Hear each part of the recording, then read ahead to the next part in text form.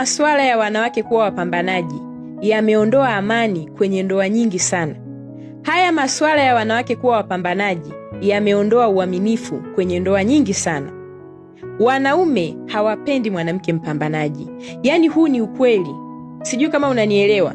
Yaani mwanaume anapenda tu mwanamke ambaye yuko normal, yuko softi, hata kama ana kazi, akai tu kama mwanamke. Mwanaume hapendi yule mwanamke mwenye harakati za upambanaji, yani anajifanya yeye ndo mwanaume, anajifanya yeye pesa ndo anaijua sana, anajifanya mapambano yeye ndo anayajua sana. No, hakuna mwanaume anapenda mwanamke wa namna hiyo. Niulize kwa nini? Mwanaume anapooa anataka apate mke na mama wa familia.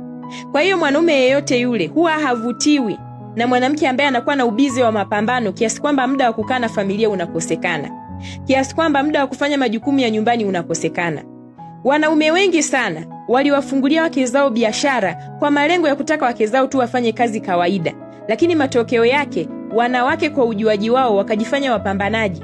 Inafika kipindi huu pambanaji unaondoa amani ndani ya nyumba. Mwanaume yeyote yule, naomba nikwambie, hata kama we hujajua kitu ninachokizungumzia, ila nakwambia, mwanamke wako akianza kuwa mpambanaji, na kuapia kabisa utamchukia huyo mwanamke. Niamini mimi, mwanamke akishaanza kuwa na harakati za kujifanya anatafuta pesa kwa nguvu, utaanza kumkinai mwenyewe. Yaani hata kama ulimfungulia biashara, lakini akiacha kukaa soft akaanza kuwa mpambanaji, wewe mwenyewe utakuta uvutiwi na mke wako kwa namna ambavyo anakuwa. Nikwambie tu kitu kimoja mwanamke. Mwanaume wako akikupa nafasi ya kufanya kazi au ya kufanya biashara, huwa hataki uwe mpambanaji. Haimaanishi kwamba amekuweka kwenye hiyo nafasi ili uanze kupambana. No, anataka tu ukae soft tu. Uwe ni mwanamke ambaye unatafuta, unaenda kazini, unafanya kazi, lakini una muda wako wa kawaida kama mwanamke. Unaperform kwenye familia yako vizuri kama mke, unaperform kwenye familia yako kama mama. Utakapoanza tu kubadilika, ukaanza kuvaa upambanaji, pale pale mwanaume anaanza kukukinai. Niamini mimi, hiki ni kitu ambacho watu huwa wakifahamu, na wengi wao huwa wanakuja kulaumu. Mimi nilikuwa napambana, mimi nilikuwa nafanya hiki, lakini mwanaume huyu kumbe mwenzangu akawa na mwanamke mwingine.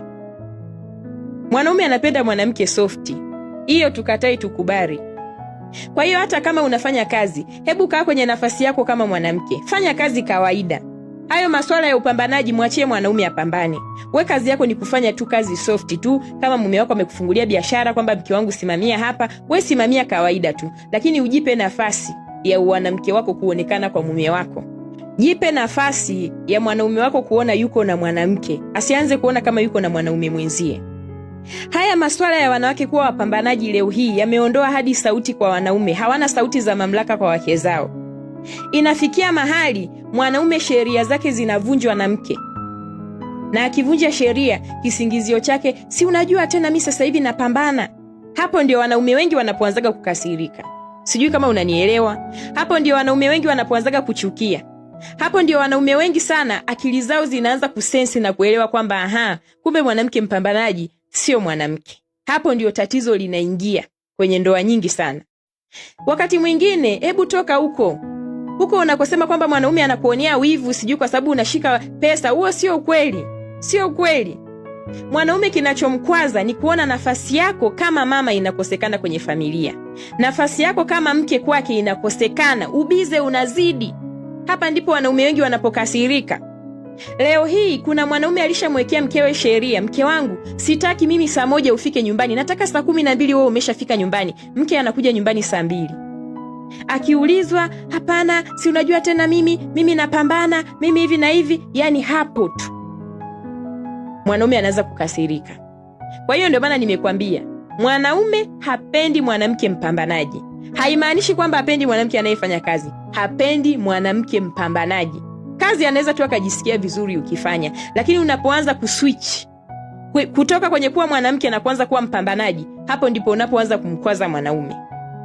Kuna wanaume leo hii wanakosa nafasi za kukaa na wake zao karibu. Wanawake wameshazamia kwenye upambanaji. Unajua kuna changamoto kwetu sisi wanawake. Sisi tukishaingia kwenye kitu fulani huwa tunazamia huko.